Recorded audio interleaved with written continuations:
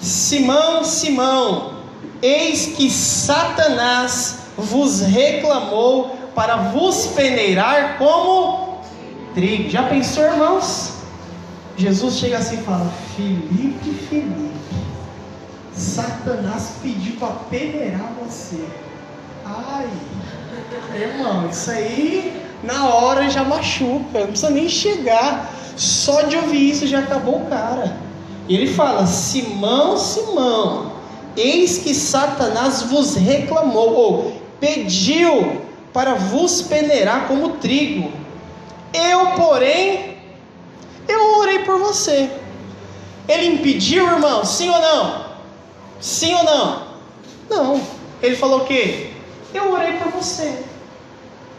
Ele continua: para que a tua fé não desfaleça. Tu, pois, quando te converteres, fortalece os teus irmãos. Ele, porém, respondeu: Senhor, eu estou pronto a ir contigo, tanto para a prisão como para a morte. Mas Jesus lhe disse: afirmo-te, Pedro, que hoje 3 vezes negarás que me conheces, antes que o galo cante. A seguir, Jesus lhes perguntou: quando vos mandei sem bolsa, sem alforje, sem sandália, faltou porventura alguma coisa? Nada, disse eles. Então lhes disse: agora, porém, quem tem bolsa, tome-a, como também o alforje, e o que não tem espada, venda a sua capa e compre uma. Pois vos digo que importa que se cumpra em mim o que está escrito: ele foi contado com os malfeitores, porque o que a mim se oferece está sendo cumprido. Então lhe disseram: Senhor, eis aqui 2 espadas. Respondeu-lhes: basta. Versículo de número 39.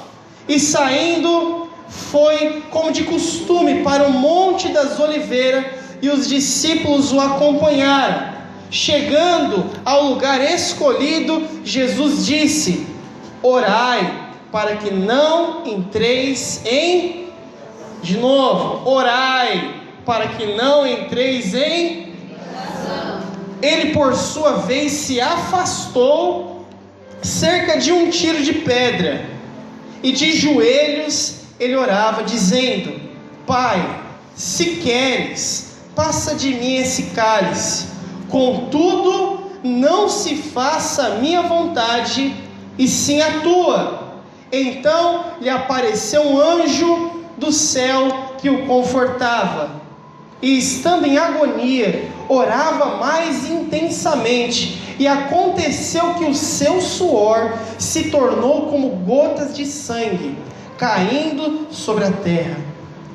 Levantando-se da oração, foi ter com os discípulos, e os achou dormindo de...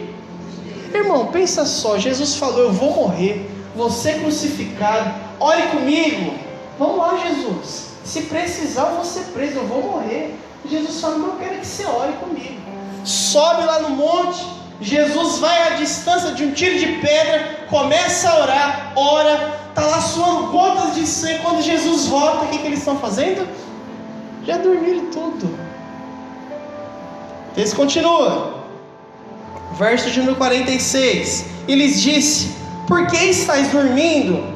Levantai-vos e orai, para que não entreis em tentação. Falava ele ainda quando chegou uma multidão, e um dos 12, chamado Judas, que vinha à frente deles, se aproximou de Jesus para o... Jesus, porém,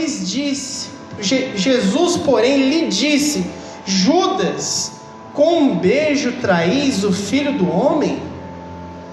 Os que estavam ao redor dele, vendo que ia suceder, perguntaram: Senhor, feriremos a espada? Um deles, aqui é Pedro, feriu o servo do sumo sacerdote e cortou-lhe a orelha direita. Mas Jesus acudiu dizendo: deixai, basta, e tocando-lhe a orelha, o curou. Então, dirigindo-se Jesus aos principais sacerdotes, capitões do templo e anciões que vieram prendê-lo, disse: saíste com espadas e porretes para deter um salteador? Diariamente, estando eu convosco no templo, não puseste sobre minhas mãos? Esta, porém, é a vossa hora e o poder das trevas. Verso número 54. Então, prendendo, levaram, introduziram na casa do sumo sacerdote, e Pedro seguia Jesus como, irmão? De longe.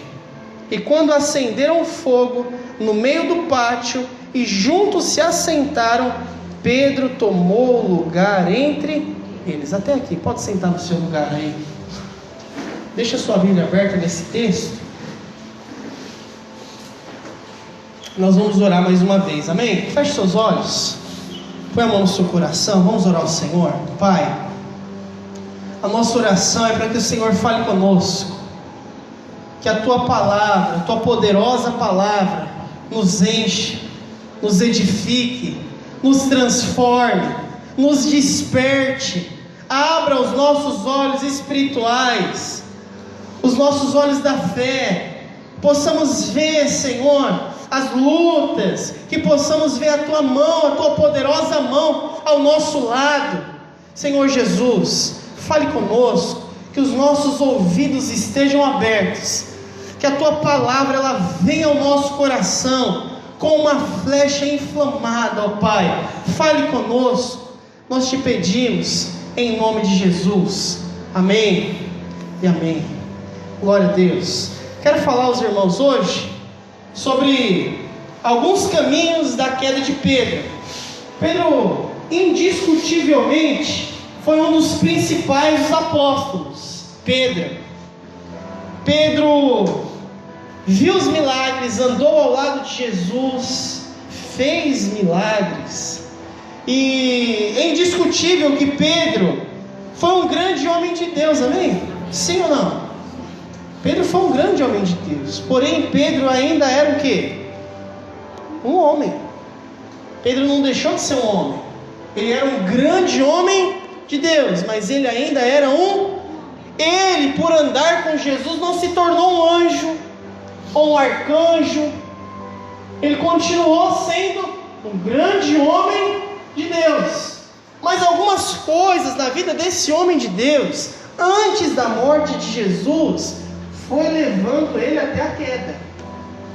Domingo passado foi o domingo da Páscoa. O pastor Cícero falou a respeito da ressurreição.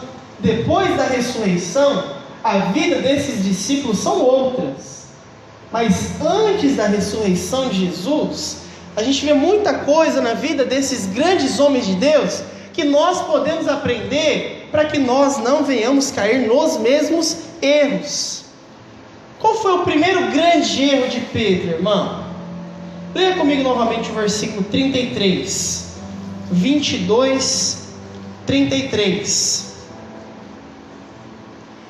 Ele, porém, respondeu: Senhor, estou pronto a ir contigo, tanto para a prisão quanto para a... Isso é verdade que ele estava falando aqui, irmão? Ele estava pronto? Sim ou não? Não. O que ele tinha era uma autoconfiança exacerbada. Ele era um homem muito orgulhoso. Ele se achava demais. Jesus, estou contigo e não abro, conta comigo. Não nesse texto, mas nos outros evangelhos fala a respeito da mesma coisa. Jesus diz para eles assim: vocês vão me trair. Pedro diz assim, em outras palavras: eles eu não sei, mas eu garanto que não. Tem um tal de Judas aqui no meio, que esse camarada, eu estou desconfiado. Eu não, Jesus. Eu, se preciso, eu vou morrer por você. Eu, se necessário, vou ser preso. Mas na primeira oportunidade, o que acontece com os discípulos? Daquele espalha-brasa, vai cada um para um lado. Todos abandonam Jesus, todos. Jesus fica como? Só, isolado. Mas o primeiro grande erro de Pedro é o orgulho, é a confiança em si mesmo. Lucas, no capítulo 17, o Senhor conta a parábola daqueles que confiavam em si mesmos e desprezavam os outros. Diz que 2 homens subiram no templo para orar. Quantos homens, irmãos? Subiram para orar, foram lá no templo, subiram, foram orar. E um, diz a palavra de Deus, que ele orava como? De si para si mesmo. A oração dele não passava do teto do templo. Ele falava: Senhor, graças eu te dou, porque eu não sou como esses demais homens, esses roubadores, adúlteros. Eu dou um dízimo de quanto ganho. Em outras palavras, eu sou 10. Essa galera no máximo é 6,5, mas eu sou 10. E diz que o outro homem que também subiu para orar, qual que era a oração dele? Senhor, sê propício de mim, pecador. Ou, Deus, tem misericórdia de mim, porque eu sou um pecador. E a palavra de Deus diz que esse é que desceu justificado do templo. Porque todo que se exalta, esse é humilhado. Mas o que se humilha, esse é exaltado. Quando o nosso coração se permite se encher de orgulho, começa a nossa queda. Quando a gente acha que a gente pode, quando a gente acha que a gente tem toda a inteligência, todo o saber, toda a força, nós caímos no erro. O que os livros de autoajuda ensinam hoje em dia? Você pode. Toda a força necessária está aqui dentro. Você só precisa colocar para fora. Você é a melhor pessoa. Você é o máximo. Mas o Evangelho nos ensina que nós somos fracos. Mas que quando nós estamos em Cristo, nós nos tornamos fortes. Porque quando sou fraco, então é que sou forte. E o orgulho de Pedro fazia o quê? Chegar diante de Jesus e falar o quê? Jesus, você está enganado. Eu não te nego. Porque diz no Evangelho de Marcos, quando fala a respeito desse texto, Pedro insistia com Jesus. Então Jesus já tinha dado a palavra: você vai me negar. Mas diz o texto que Pedro insistia, dizendo que não. Jesus, você está errado. O orgulho chegou a um tamanho tão grande, que ele agora está certo e Jesus passa a estar errado. A vontade de Deus já não é mais a correta, a vontade correta agora é a minha. O orgulho, a autoconfiança já chegou num patamar que eu acho que eu posso qualquer coisa.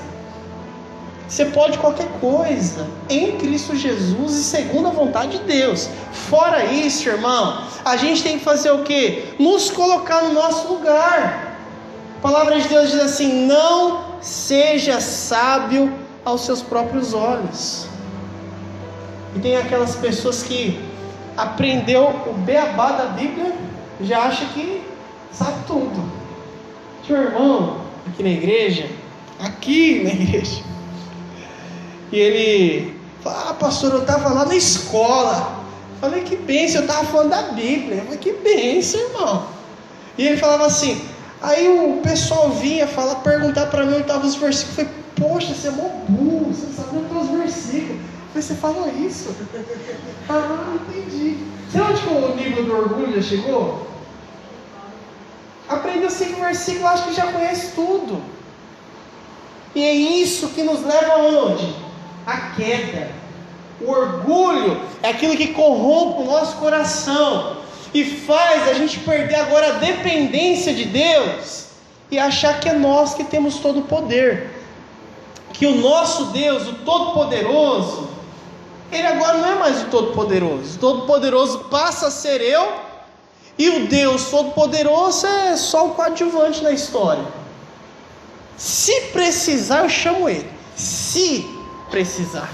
Mas como eu não preciso, eu resolvo. Porque eu tenho o poder, eu tenho a força, eu dou os meus jeitos. Aprenda uma coisa, irmãos: aquele que se exalta perante o Senhor, esse é o humilhado. Mas aquele que diante de Deus se humilha, esse é exaltado. O orgulho precede a ruína, é o que a palavra de Deus nos diz. O orgulho precede a ruína. Antes da ruína, o que vem? O orgulho.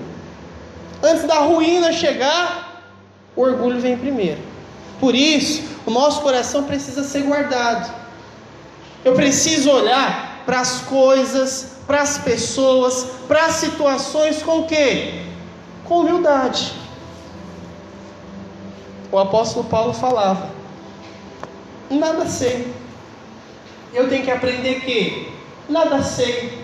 Não sei, eu nada tenho. Porque e isso tudo que você tem? Eu tenho porque eu sou um mordomo só, não sou dono disso aqui. Só estou cuidando, não é meu. Eu nada sei, eu nada tenho, eu nada posso. E se algo posso, porque o Senhor está comigo. Esse foi o primeiro degrau, irmão. Primeiro degrau que ele desceu, o orgulho. E isso é o que estava levando ele à queda. Agora vê comigo lá no versículo de número 45.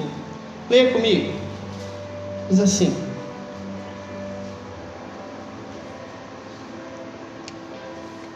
levantando-se da oração, ele foi ter com os discípulos e os achou o que, irmãos?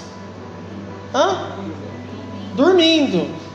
Outra coisa que aconteceu com eles foi o que? Dormir. Irmão, talvez aqui não seja o maior pecado do mundo. Quem que já, quando estava orando, dormiu? Segredo de sua atenção, aleluia, Jesus, obrigado. Eu estou no meio dos anjos aqui. O seu pastor é um pecador, irmãos. Ele confessa que eu já dormi quando eu estava orando. O meu problema não é esse. Aqui, nesse caso específico, eles estavam no meio da guerra. Algumas guerras, irmãos, elas são travadas como?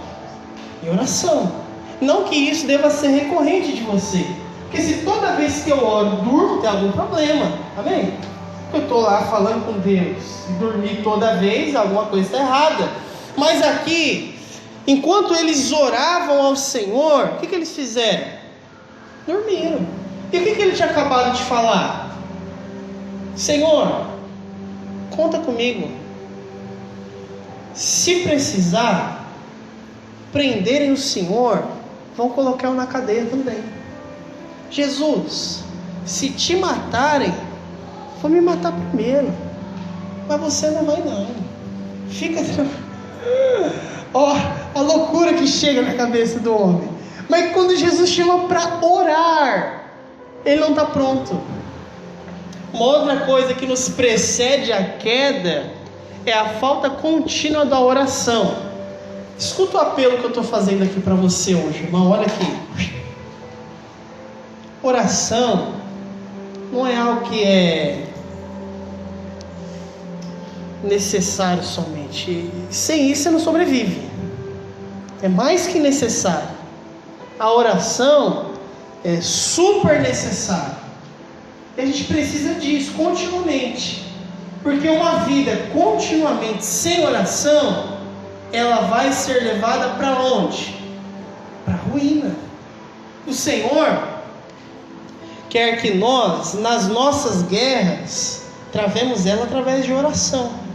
Entendamos o poder que há em orar, irmãos. Hoje, olha aqui, nós temos esse livre acesso ao nosso Deus, onde nós podemos orar, podemos falar com Deus, onde a gente estiver, e não aqui.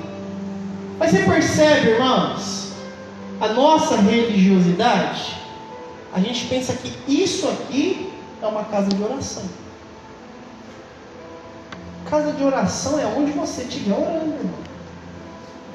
Quem pensa nisso aqui como uma casa de oração ainda está lá nos Antigos Testamentos. Isso aqui é só um prédio, irmão. 4 paredes, jogaram um teto que está furado direto aí. Não, mas vou lá isso, o Iago falou agora, não vou dar um jeito nesses furos aí. É só isso, isso aqui não é casa de oração, não. Casa de oração, irmãos, é sua casa, sua sala, seu quarto, onde onde você estiver. É lá no seu trabalho, é na rua, é o que você estiver fazendo, porque a oração é necessária. Sem oração, a ruína é certa. E o apelo fica para você mais uma vez: eu preciso orar. Não há atalhos para oração, não há substituto para oração. Oração é oração. Eu preciso separar esses momentos com o Senhor, porque caso não separe, quem não ora, eu já disse isso aos irmãos, é a falta de humildade que nos leva a não orar, que é o orgulho. Aquela pessoa que ela é orgulhosa, ela não ora. Quem é que ora? É quem é humilde. Porque na oração, muitas vezes nós vamos agradecer, obviamente, mas a maioria das nossas orações é o quê? É pedir algo a Deus. E quem não ora por quê? Precisa pedir para Deus. Eu dou meu jeito, eu faço, eu resolvo, mas é porque você já desceu o primeiro degrau, e o segundo degrau só vira consequência do primeiro. Oração para nós, irmãos, é mais que necessário. Eu não posso sem isso. Eu preciso da oração. Caso não, desci mais um degrauzinho. Terceiro degrau que ele desce aqui, irmãos. Leia comigo agora o versículo de número 50. Diz assim: um deles feriu o servo do sumo sacerdote e cortou-lhe a orelha. Quem é um deles? Um deles, quem é esse aqui, irmão? Simão Pedro. O que ele tinha dito lá para o Senhor? Senhor, se for ser preso, não vai ser preso. Se tiver que morrer, não vai morrer. Quando chegou aquela multidão com espada e porrete, os discípulos perguntou: Jesus, não tira a espada? Jesus não. Antes de Jesus falar, Pedro já estava cortando a orelha do cara, já. E arrancou a orelha do cara fora. Jesus quando vê aquele negócio ali, na mesma hora, Jesus pega a orelha e cola, né? Um dos outros evangelhos fala, o nome dele é Malco. Jesus vai lá e cola a orelha de Malco. Por quê? Senão eles teriam ainda mais motivos para perseguir Jesus. Diria que Jesus é um líder do quê? De baderneiro, de assassino, de roubador. E quais as armas que ele estava usando, irmão?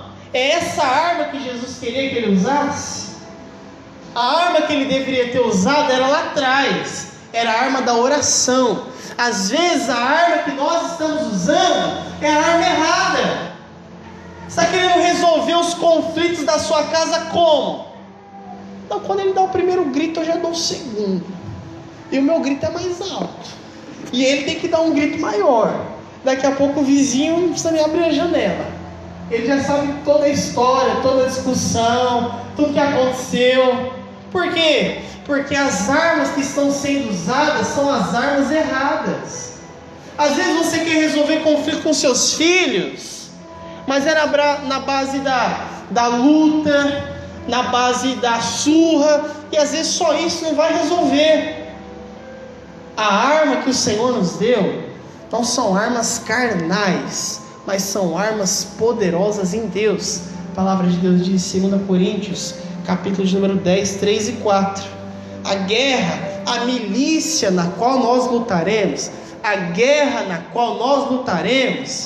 não é cada um com a 38 aqui não. A luta a qual nós lutaremos é através da oração. Fala assim, seu irmão: a sua luta você vencerá através da oração.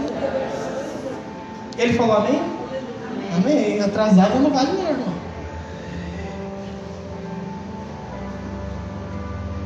E as lutas, as armas a qual o Senhor nos entregou são armas poderosas. É o jejum,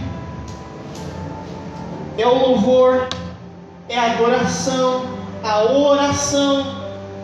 E a gente quer resolver os nossos problemas como? só de forma natural, só da forma que eu vejo, da forma que eu toco, da forma que eu sinto. Mas não é assim que algumas lutas vão ser vencidas.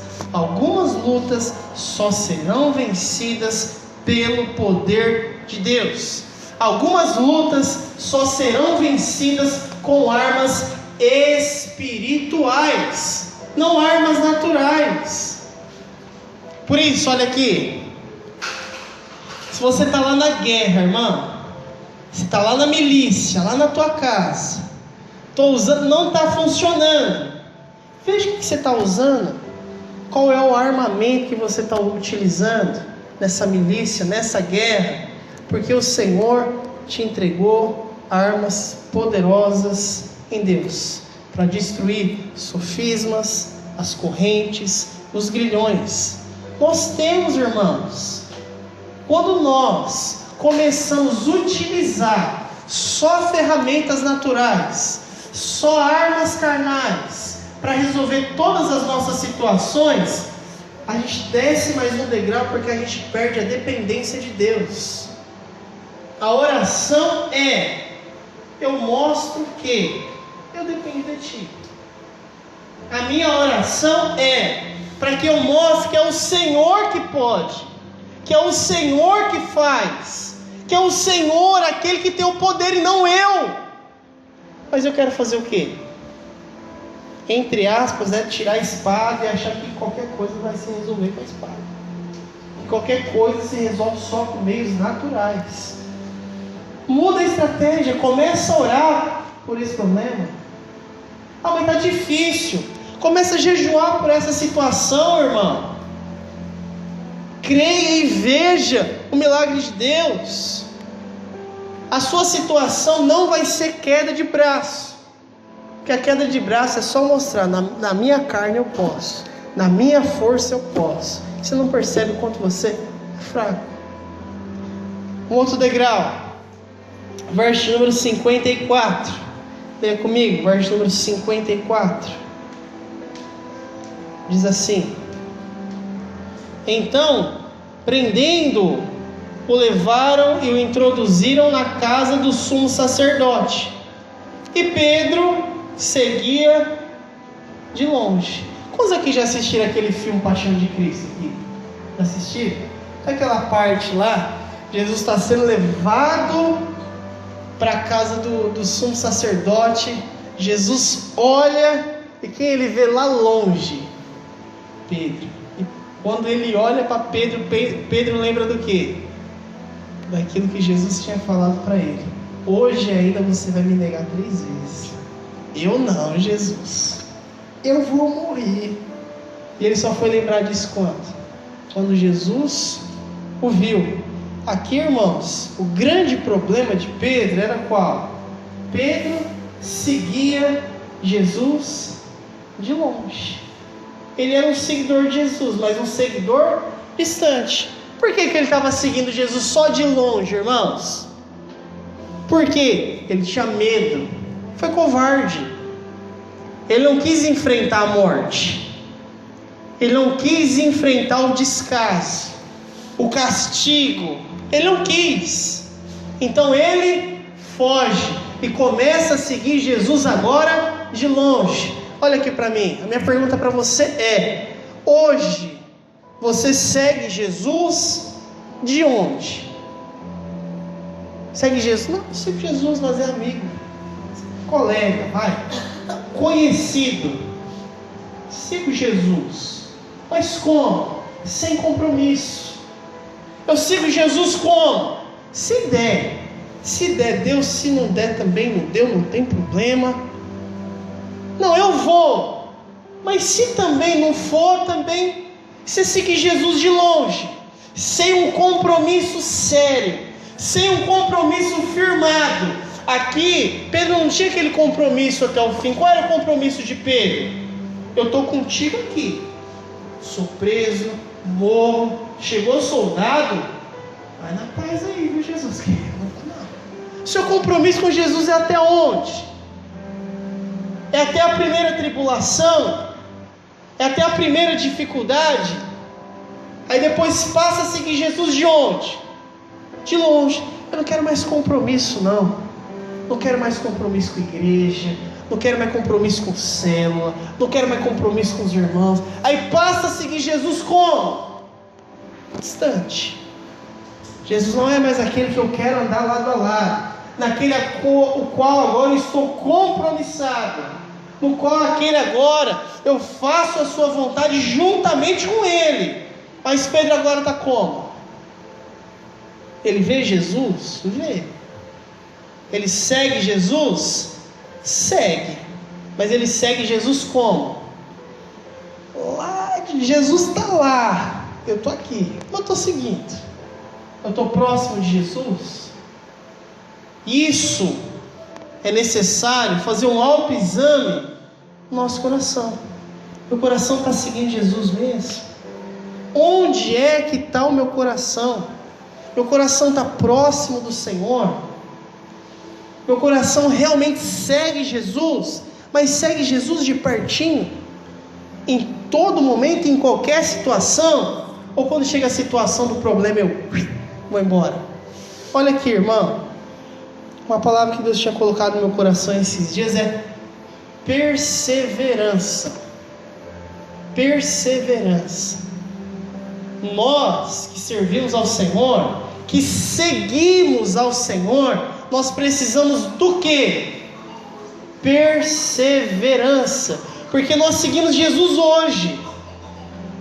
Agora alguns vão seguir Jesus até quando? Até quando vão perseverar ao lado de Jesus? Acontece alguma situação? Não. Eu até gosto de Jesus. Gosto até dos irmãos, da igreja, dos louvor. Mas compromisso eu não quero. Irmão, você não entendeu. Esse não é o propósito. Não é seguir a Jesus sem compromisso. Seguir Jesus de longe. Conhece aqueles irmãos assim, com o irmão açúcar? Choveu, acabou. Meu compromisso é até com a primeira gota. Falei, irmão, vem no culto. Não, pastor, choveu, irmão. Choveu 3 horas da tarde, fui até às 6. Ah, mas choveu. Já ouvi essa já, meu irmão. Essa eu já ouvi. Choveu, meu irmão. Choveu 3 horas da tarde, eu contei às 6, pô. Arruma uma desculpa melhor, pelo amor de Deus. Por isso, irmãos, seguir a Jesus na nossa vida precisa ser algo de perto. Deixa aberto aí. Vá comigo lá em Mateus, capítulo de número 15. Mateus 15, versículo de número 8.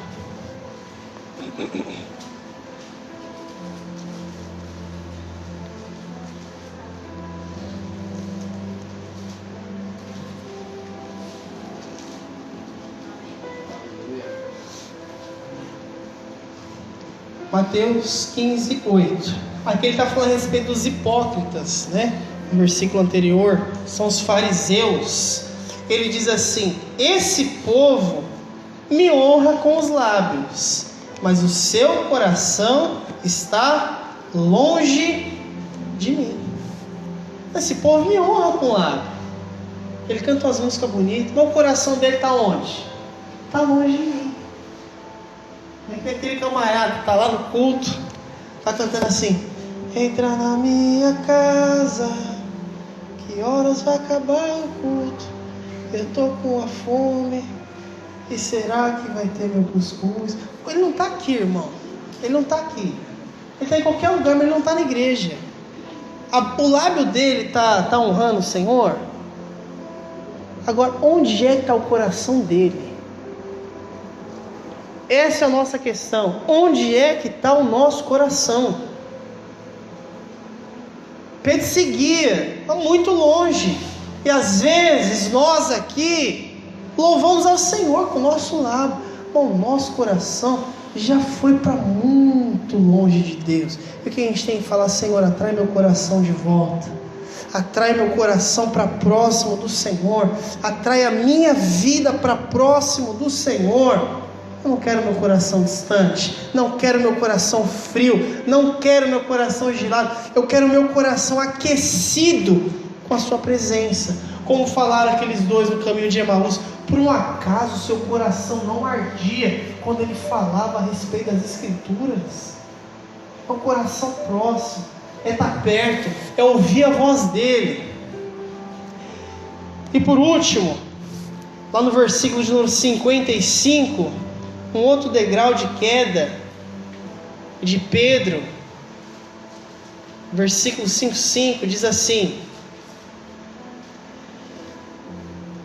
e quando acenderam fogo no meio do pátio e juntos se sentaram, Pedro tomou o lugar entre.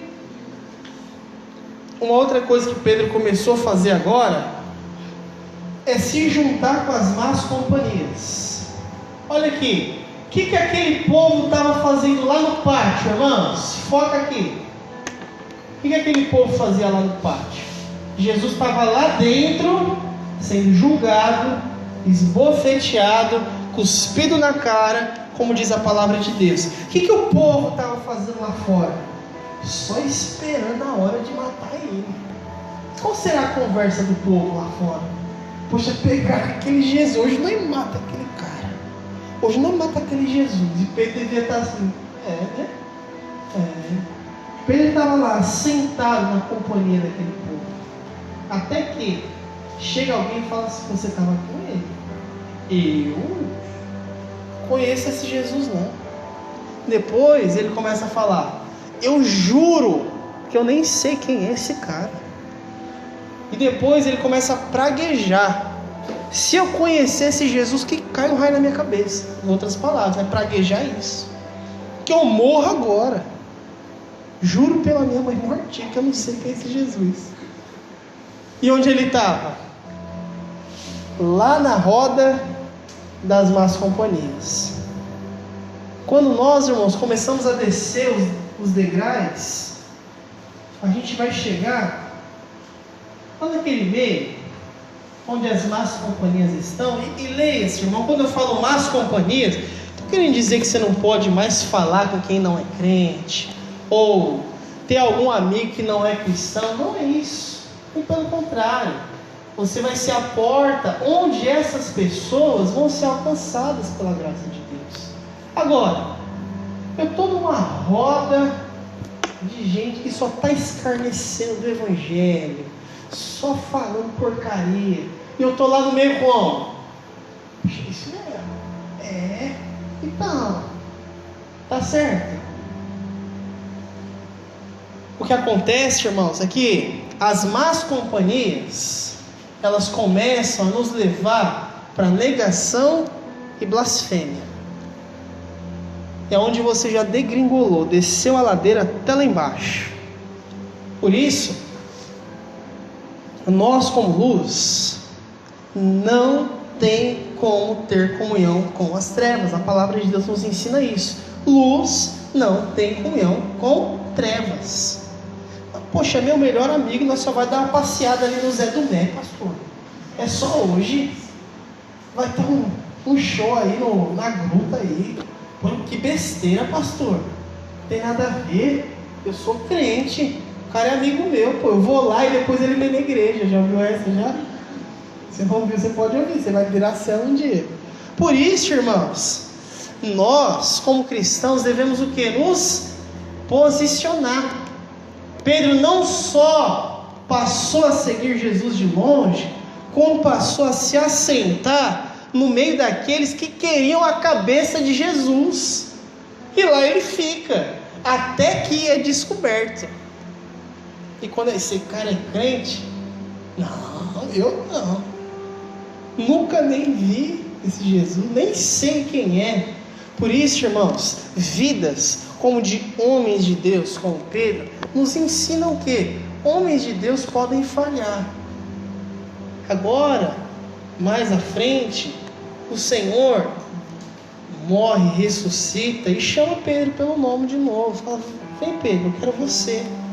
Deus é gracioso conosco, mas que os nossos olhos, irmãos, estejam abertos em relação a isso, em relação ao orgulho, em relação à falta de oração, em usar as armas erradas, em seguir Jesus só de longe. Aproxime o seu coração dele de novo. Está longe? Vem para perto de mim, Jesus. Aproxima o seu coração do meu e o meu do teu. E olhar, irmãos, quem são as pessoas a quem eu escolhi andar. As más companhias corrompem os bons costumes. Tem que ver sim com quem eu ando. Tenho que ver qual é a conversa na qual eu estou envolvido. Quem são as minhas amizades? Elas agregam a mim ou eu agrego a elas? Eu é aquele que as abençoo ou elas são aquelas que me amaldiçoam, mesmo inconscientemente? Jesus chamou você para ser luz. Jesus chamou você para fazer a diferença, não para sentar lá na roda daqueles que querem a cabeça de Jesus. Amém? Vamos colocar de pé em nome de Jesus.